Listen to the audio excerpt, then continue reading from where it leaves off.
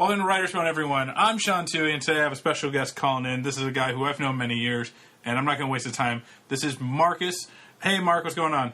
I've never called you Mark before. That was awkward. Hey, Sean Tuohy. I have known you for a long time. It's good of you to bring that up. All right. I'm not like your new friends. No. Your new Yankee friends over there, Dan, what's his name? Ford. I mean, Dan Ford. You found a new friend, and it's like, now what have I to do? I have no more friends. What if you... Oh, that's sad. That's just what if you came here, like, in a drunken rage, somehow you went from Chicago to Boston, and you just came to my door vomiting drunk, and you're like, oh, you're too good for me? You fat son of a bitch. I've had that dream before, and in the dream, it's the Jeff Goldblum machine from The Fly. Oh. I just take it, and I immediately go to where you are, and I insult you in front of your new, beautiful friend, and then he stops being your friend, and he becomes my friend, because that's how it is, where I come from. If you insult the alpha friend, you become the alpha friend, so that's my dream. And then I wake up, and obviously my urethra's all sticky, because, I don't cum myself, but I pre-cum myself, you know what I mean? Not really. I'm a little worried, because I feel like you need to go to a doctor, because I don't... It sounds like you're having a wet dream, and that ends in puberty. Are you still going through puberty? As you can tell, I mean, if you see my chest, I'm still going through some little growing pains, just little sprouts here and there, and my balls haven't fully dropped. That's why my voice is so high. And effeminate, I'm hoping when I'm in my 30s, that's when I really, get everything in action, and I could finally pop my anal cherry and be a full-grown man.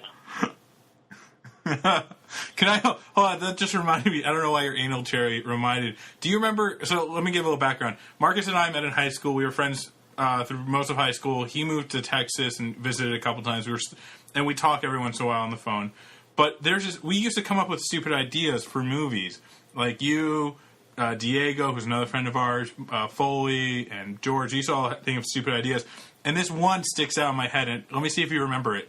It was about a mentally challenged kid in a helmet getting kidnapped and put in the back of a van. Do you remember this? Oh my god! I can't believe you're going to bring this up. I don't know. We don't have to talk. Become a politician. We didn't expect this actually to be a movie, though. We knew it's too controversial to make it. Maybe in Europe, maybe in Norway, we could make this happen. But yeah, it was ridiculous. Wasn't it also a love story? Yeah. Originally it was supposed to be just like it was supposed to be a short film, if I remember. And what I remember the most out of it is you describing the kid playing in the playground and his helmet, and then Diego describing in vivid detail how this kid was sodomized. It was, and I don't know why, but I remember to this day sitting in our high school, in the courtyard at the table, green tables they had, and laughing hysterically. I don't think I've ever laughed that hard. Yeah, well, the thing why you probably laughed so hard is because, we weren't making it, I don't want people to think we're, making fun of mentally challenged people. No. It was a drama. It was, a serious drama, but that was kind of surreal, which is what made it kind of seem funny. But we wanted to make this, a fucking Lars von Trier, tragedy that, people would just be dumbfounded with, and then we'd become the enfant terrible, or whatever, how you do it in French, the assholes, the wonder assholes of the new indie scene. We're going to start a new chapter. You know how everybody's there's before Godard's Breathless and after Godard's Breathless. It was going to be, there's before Marcus and Tuohy's, I don't know what we're going to call it. We're probably going to call it Festin 2, because we just wanted to make a sequel to Festin.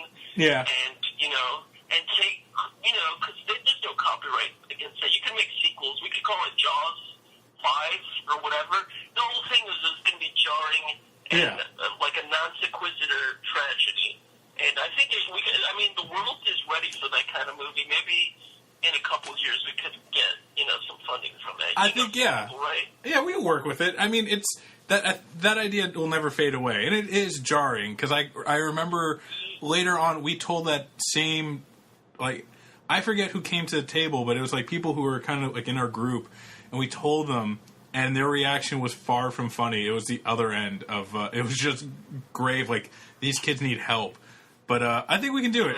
Yeah. They do. They just didn't get us, man. They didn't get us because we were just too brilliant. I mean, can I say this? Is it going to sound cocky? No. It's true. We were.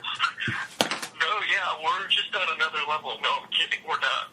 We're just pieces of shit. No, that was... much, but... So what I wanted to talk to you about, besides all this, was you and I... You turned me back on to... When we met, I think, our junior year of high school. At that point, I was reading a lot more spy novels and thrillers. I'd been really into noir, mostly like the big names like Mickey Spillane and Raymond Chandler. But you and I started hanging out, and you turned me on to this much darker... form of noir, I think the more real form, and it was guys like Jim Thompson, James Ellroy, who's a little post-noir, and a few other names, and you're the one who got me back into really appreciating the art form of it, and because so let's talk... I mean, what's that? No, so my question was, like, where did it come from for you? Because, like, for me, I found it on my own and then through you, so how did you find it? Well, as a young boy, as a young kid, I saw, like, I was really into Quentin Tarantino, like, when I was, like, in middle school and stuff, and, like, Pulp Fiction, I thought was, like, the greatest movie ever. So I kind of just was, like, when I found out what Pulp Fiction was, like, what it actually was, I was intrigued by it. By, like, you know, because I read every once in a while, but I kind of was drawn into more, like, grotesque, like, things that you were supposed to, like, with movies and TV shows, like, I was, like, you could get caught watching this, and someone would say, you can't watch this is horrible, you know, my mom will take away the DVD, you know, and emasculate me in front of my dad, and he'll be disappointed in me, and, you know, I really have daddy issues. No, I'm kidding. That really that descended. It was... Yeah, that's horrible. Well, but with books, it was sort of like, oh man, there's this stuff that's, you know, that you can read about that's like pretty dark and weird, and like you can read it and no one can tell that you're reading about all this horrible stuff. And I kind of got into, you know, just reading online about different stories, and I got Charles Rolford too, was one of those guys, and Jim Thompson, and James Ellroy. Because another thing with when I started at first reading this sort of stuff, I felt like the main characters, like the Sam Spade stuff, Dashiell Hammond, I felt like they were kind of posturing, like bloviating, like the author was like, this guy is cool, look up to this guy, he's a badass.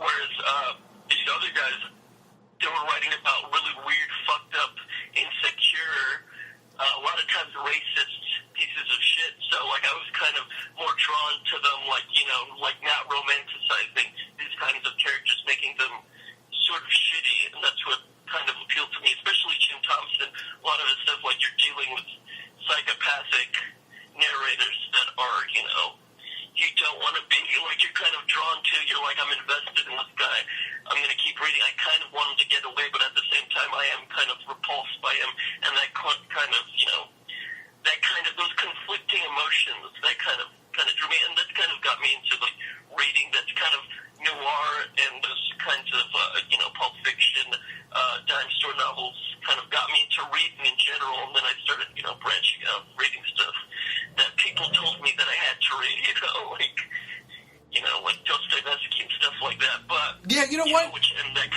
That was the weird thing about it. I don't mean, but that was the weirdest thing about you, because you literally went from dime store novels, like, you could read a Mickey Avalon novel or a Jim Thompson novel, which is now considered to be more of an art form, but it still is considered like a trash, a lower form. But then I would see you reading books like Lolita and like these massive books by European authors. Yeah. And I was reading The Idiot and being like, yeah, dude, I'm pretty smart, guys. Look at what I'm reading, huh? Thick Gander. You see how thick this book is? It was confusing. It was... Yeah.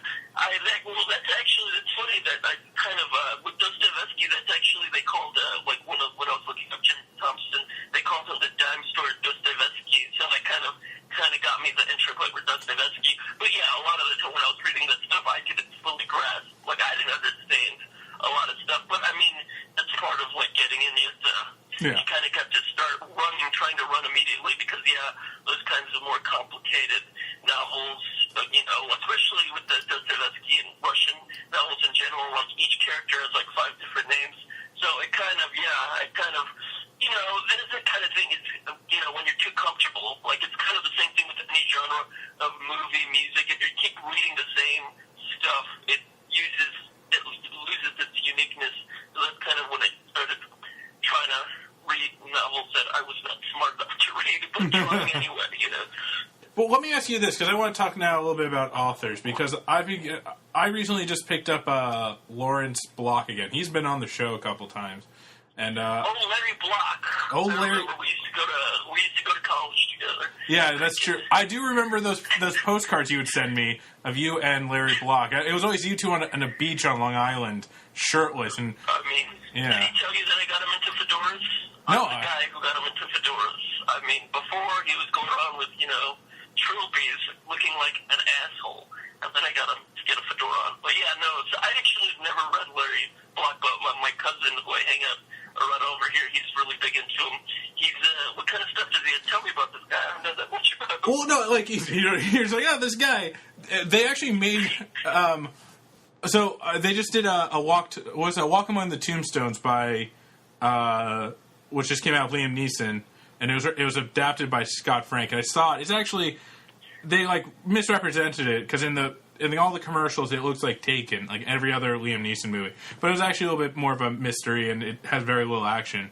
But, like, he writes about a private detective. He's an ex-cop who has a drinking problem. It started in the 70s. And he just writes about New York, but he writes about New York so much it kind of takes the fun out of it. Do you ever read somebody... Like, so he writes about New York so much that I feel like you kind of have to be from New York to enjoy it. Did you read anyone, and did they, like, describe a place a little too much that it alienated you from the book? Like, Elroy's L.A., Williford's Miami of the 80s. Did you ever read those guys and think, like, they're writing so much about this city or this area, it's kind of taking me out of the novel? Has that ever happened to you? Well, that's never happened to me with those guys. I mean, I guess I haven't read that much about... I mean, I did the L.A. Quartet with Elroy, and then after that it was the Underworld trilogy, so he's writing all over the place, so I never got sick of him with that.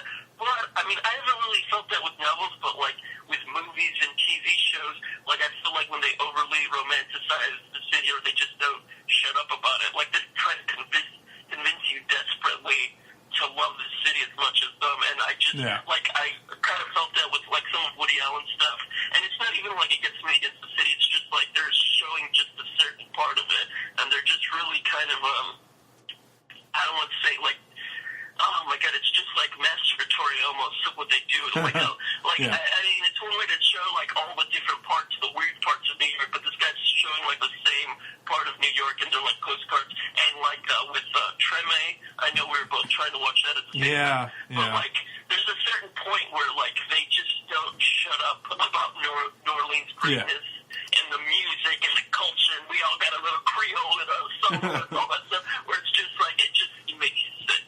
And it's not even like, oh, these places suck. I think they're still obviously interesting cities with a lot of history. But when, the writer is just going on about it nonstop. Like, you guys, if you're not here, you're missing something.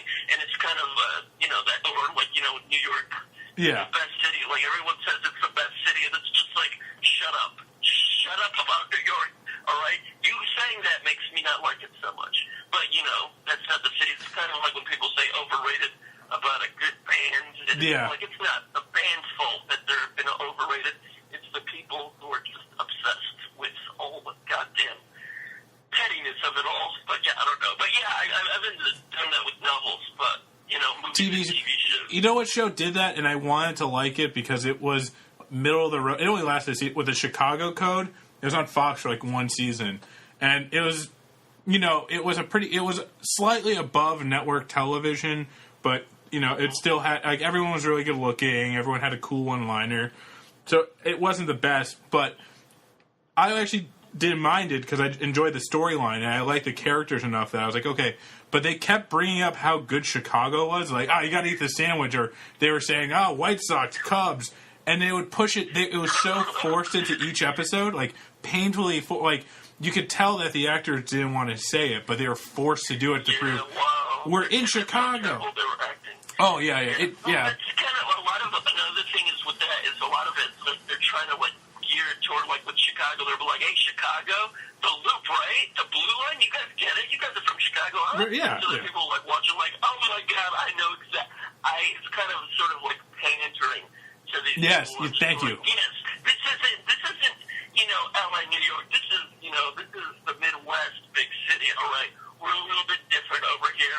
We eat our pizza stuff, we do, that's just how we are, Yeah. We eat it, stuff like that. That's so horrible. And I've noticed that, like, because I've been watching CBS just because, The Good Wife and, like, On Demand, and there's, like, 3 different shows that are, like, Chicago, like, there's Chicago Fire and Chicago PD, and it's just, like, they just upset me. It's just, like, I think Chicago's one of those cities where it's, like, this is a perfect location to make your show about, to be just slightly different from all the New York, LA shows, and it's just, like, people love it. Just put Chicago in the title, and they're going to come watch it because, it's got that Midwestern flavor, Yeah. You know what? I don't mean to pander to our audience, but if you like Chicago Code, Chicago PD and Chicago Fire, go to writersbone.com and read our interview with Derek Haas, the creator of both shows.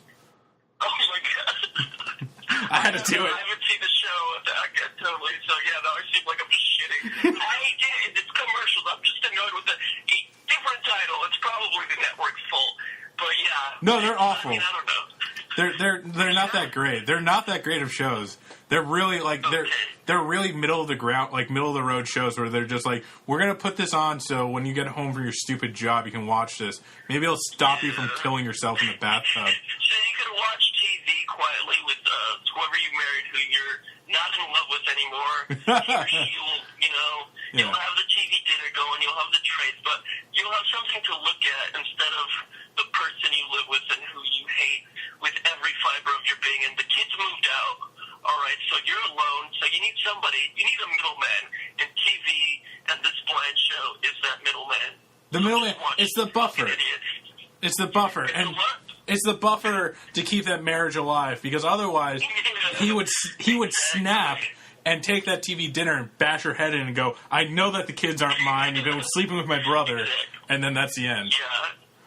Yeah, you just push it down, push that, you don't actually want to kill your wife, so just watch the show. And actually, there's a lot of shows that have, like, older characters, which, I don't mind, like the NCIS, and then the NCIS New Orleans, speaking of that good old Creole flavor that we love. A lot of the times, it's like, I feel like they're marketing to, like, a certain branch of middle-aged man who's just, like, and I think the Liam Neeson movies, action movies also, is like, I'm a middle-aged dude, I'm like, I'm in my 50s or whatever, but I could still kick fucking ass, alright? I could still kick some ass. And the guy who's saying this, by the way, is about 300 pounds overweight. He hasn't seen his own toes since the 1996 Olympics. He's balding. Oh my God, that was a great Olympics. It was, right? It was. Nothing bad happened. Terrific. It was all good.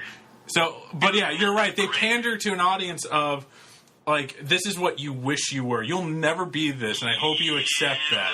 Yeah, that's why it's not even like I'm upset that they're old people. It's like, young people too. Like, my problem is that there's just too many good-looking people on TV. Yeah. And the cops and lawyers. It's like, come on, throw somebody with character, somebody's not hideous. I know you can't just have somebody who's just, hard to look at, but come on, like, real. Come on, everybody's, like, statuesque, and it's ridiculous. And it's, most TV, especially, like, network TV, is super aspirational, which upsets me, and I wish we were more like British TV shows where you could just see somebody living a miserable life, that you can be like, yes, Alan Partridge was one of those shows where you're just like, man, this is depressing. That's on my queue. That's on my queue now. I need to get into that. Did you ever watch? Did you watch Luther?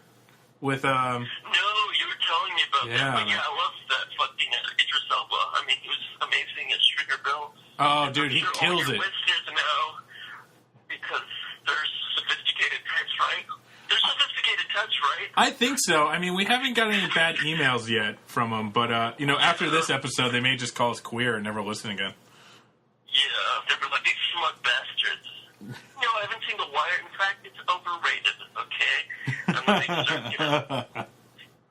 I just like to say things really general so that, like, people, like, are forced to like it. If you don't like The Wire, you're racist, okay? There, I said it. So now they know. Now they know. Watch it, they have to like it. Or else they'll be racist. All right. I don't actually mean that. You could just not like it. care. But you're still a racist. Fuck you anyway. I don't care. You're still a racist person who doesn't have good taste in movies. Yeah, you probably like Sons of Anarchy, like to keep it real nice and white. That's how you like your crime dramas. You make me sick. No, you don't. You're probably a nice person. I'm sorry. So I have no idea who's still listening at this moment, but if they're still listening, they're probably very upset or crying of some kind. But so yeah, because I said we'll keep this a mini pod, and I know you got stuff to do. But yeah, what? I'm very important and busy. But yeah, no, I'm actually standing outside, and it's quite cold and wet. So oh, that sucks. We could definitely.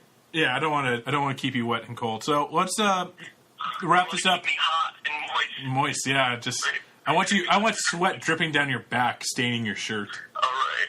All right. And make sure that if anybody writes any negative comments about me, that they're deleted and banned. Because I'm sensitive. Okay, I can't deal with criticism. But I love to criticize those guys. That's true. Yeah. You know what? I don't think I've ever seen you cry, and I don't mean that in a bad way. But I've seen all my friends cry, like all my close friends. Like all my close. You're always viciously beating them all the time whenever you're upset at them. We've talked about this. I have a temper. Cigarette butts. Yeah, dude, you're a maniac. But I'm, numb and inside. So yeah, no, we've talked about it. I've never cried before, but I'm constantly a little bit sad all the time. And once I cry, I feel like I will get rid of all that nagging sadness that's always in my soul. On that note, I think that's a good note to leave. I think it's a perfect note. All right, guys, remember, go to writersphone.com. Also follow us on Twitter @writersphone, and go to facebook.com/writersphone. Follow us there. Marcus, thanks again for being here and for helping everyone else put a noose around their neck. All right. Thanks for having me. All right, guys. Remember, stay tuned. Goodbye.